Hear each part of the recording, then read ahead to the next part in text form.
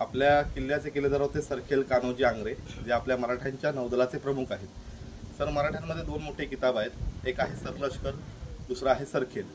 सरलष्कर म्हणजे सेनेचा प्रमुख आणि सरखेल म्हणजे महाराजांच्या नौदलाचा प्रमुख.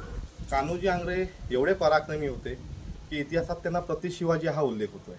म्हणजे आपण बघितलं असाल, मराठ्यांच्या इतिहासामध्ये अनेक नरवीर योद्धा होऊन गेले आहेत. त्यात तानाजी मालुसरे असतील, बाजीप्रभू देशपांडे असतील, पण कधी कोणाला प्रति शिवाजी असा उल्लेख होत नाही. प्रति शिवाजी इतिहासात दोनच व्यक्तींना उल्लेख होतो. एक सरनोबत नेताजी पालकर आणि दुसरा सरखेल कान्होजी आंग्रे.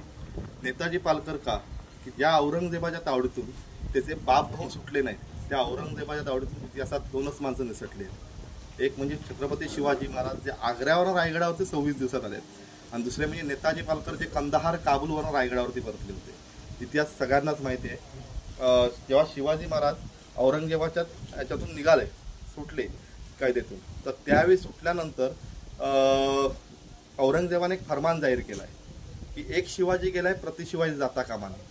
आणि त्यांनी नेताजी पालकरांना कैद केलंय, त्यांचं धर्म परिवर्तन केलं, त्यांचं नाव केलं मोहम्मद कुली खान, आणि त्यांना कंदाहार काबूलच्या स्वारीवरती पाठवलं. त्यात तेवढं करून पण तो थांबत नाहीये. त्यांनी सरदारांना आपल्या पत्र लिहून सांगितलंय की याच्या पराक्रमाचा वापर करा. ही व्यक्ती मानत नसेल तर तिकडेच विषप्रयोग करून त्याला ठार करा, पण ही व्यक्ती महाराष्ट्रात परतता कामा नये. विचार करा, कंदाहार काबूलवरना चौकी पारे चुकवत, वेषांतर करत, अनेक घोडे बदलत नेताजी पालकर महाराष्ट्रात पोहोचले होते. अनेक लढायांमध्ये त्यांचा प्रति शिवाजी उल्लेख होतोय. तसेच हे सरखेल कान्होजी आंग्रे. आंग्रे म्हणजे समुद्राचा स्वामी किंवा पाण्यातला प्रति शिवाजी. हे डच, पोर्तुगीज, इंग्रज ह्या कान्होजी आंग्र्यांना पाण्याचा शार्क आणि जमिनीवरची मगर समजायचे. यांचं दोन्ही बाजूला असं वर्चस्व आहे की ही व्यक्ती पाण्यामध्ये शार्क सारखा व्यवहार करते आणि जमिनीवरती मगरीसारखा व्यवहार करते. दुसरी गोष्ट, ह्याच कान्होजी आंग्र्यांना म्हणजे त्या काळात जहाजांवरती VHF मशीन नव्हती, रडार नव्हता, कंपास नव्हता, म्हणजे अत्याधुनिक साधन सामुग्री काही नसताना आकाशांच्या ताऱ्यांच्या अभ्यासावरती आंग्रे समुद्रातला प्रवास करायचे. आणि ह्याच आंग्र्यांनी अरबी समुद्राच्या आतमध्ये 70-80 नॉटिकल मैल बाहेर जाऊन बेटांचा शोध घेतला आहे. त्यांच्या नावानेच त्या बेटांना नाव आंग्रिया बँक पडलंय.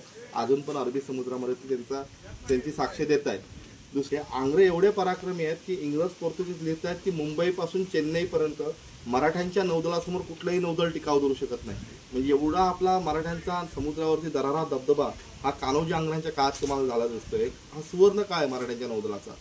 ह्या आंग्र्यांचं असं म्हणणं होतं की जर परकीयांना आमच्या देशाच्या सीमा, म्हणजे आमच्या देशाच्या सीमा किंवा आमच्या मातृभूमीच्या सीमा व्यापारासाठी वापरायच्या असतील तर त्यांनी मराठ्यांना टोल द्यावा पाहिजे, टॅक्स दिला पाहिजे. जर त्यांनी आमच्या सीमा वापरून आम्हाला टॅक्स दिला नाही, त्यांच्या जहाजांची आम्ही लूट करणार, आणि ती आणलेली लूट स्वराज्यासाठी आणि नौदलासाठी आंग्रे खर्च करायचे. म्हणून जेव्हा तुम्ही इतिहास बघताय तेव्हा तुम्हाला आंग्र्यांचा उल्लेख अरेबियन पायरट की समुद्र लुटेरे, समुद्री चाचे असा परकीयांनी केलेला दिसतोय. पण आपण त्यांच्या देशात लूटमार करायला गेलो नव्हतो, बरोबर ना? आपण आपल्या देशाच्या सीमांचं रक्षण करतोय, आपल्या संस्कृतीचं रक्षण करतोय, आणि त्यामुळे त्यांनी आपला उल्लेख इतिहासामध्ये त्या प्रकारे केलेला तुम्हाला दिसतोय.